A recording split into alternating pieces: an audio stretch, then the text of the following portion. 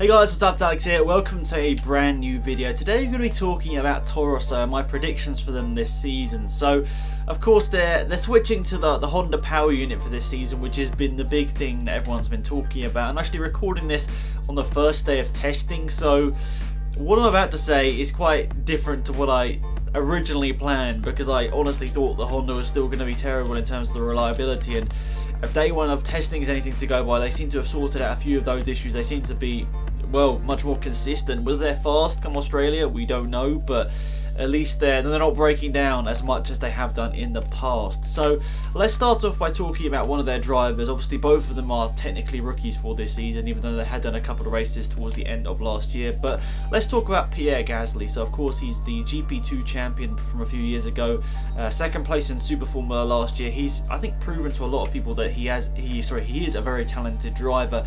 But I don't know, I struggle with this one because they have, I think, the least experience of any team on the grid right now.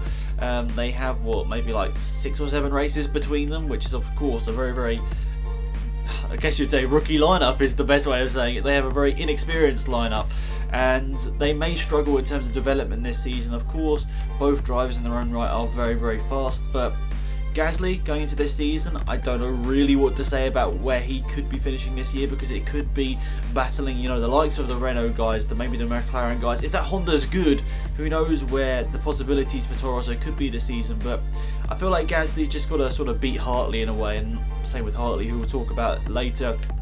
It's basically a bit of an inter-team battle this year.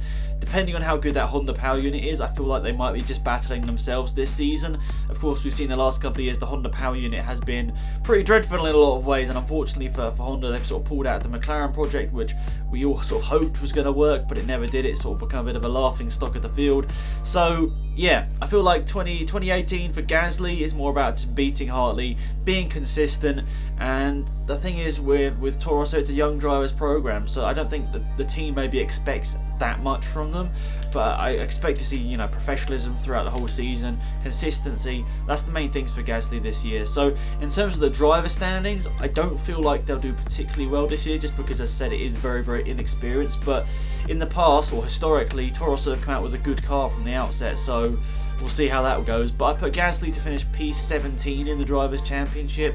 Now, I don't think that reflects his talent. I think he is a much better driver than that, but I feel like the car will let him down more often than not this season.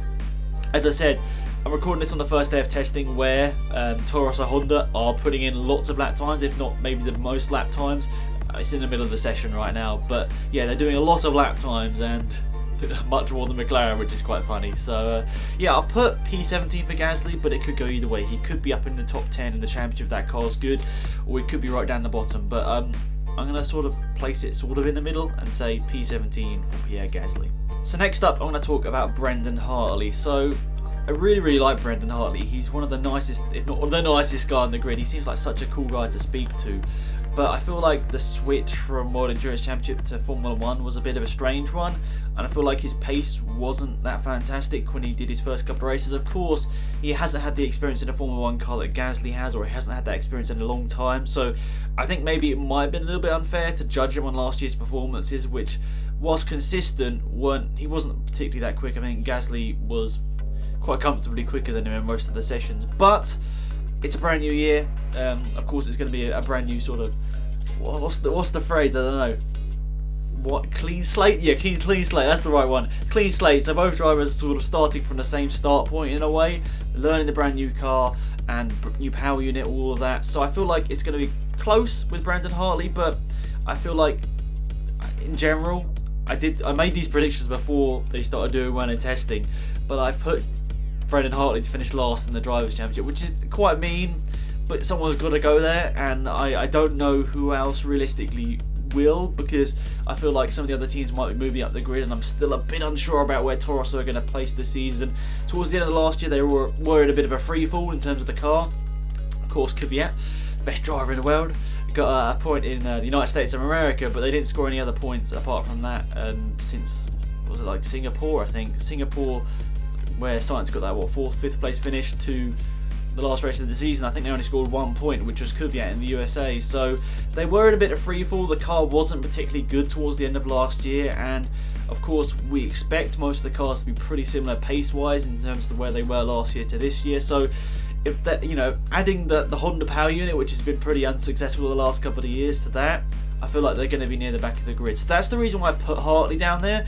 Once again, don't feel like that's sort of representative of his talent. I think he is a good driver, but as we've seen the last couple of years in the World Endurance Championship, he's very, very good at long stints and just sort of driving that style of car, but it hasn't quite equated into sort of flat out raw speed in Formula 1 as of yet that we've seen in races. But I hope that changes, because Brendon Hartley, as I said, one of the nicest, if not the nicest guy on the grid.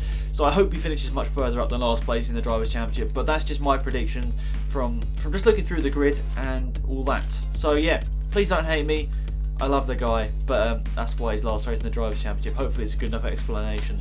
So, the team in general, where are they going to be finishing this year? Well, I feel like it's going to be a bit of a battle between themselves, Haas and Sauber, towards the back end of the grid this year. So, of course, Haas and Sauber have that Ferrari power unit, which we assume is going to be decent this year. We don't know whether it's going to be the fastest or not. Mercedes obviously seem to be the best over the last couple of years, but who knows, Ferrari could end up with a great power unit this year. But, yeah, I feel like Toro Rosso will struggle this season, and of course taking on the new challenger of the Honda power unit is inevitably going to drop them down the order a little bit if the past is what you go on. But we'll see. I hope that they don't struggle all the way down the back of the grid, but I kind of feel like they will this year. I feel like Haas might struggle this year as well.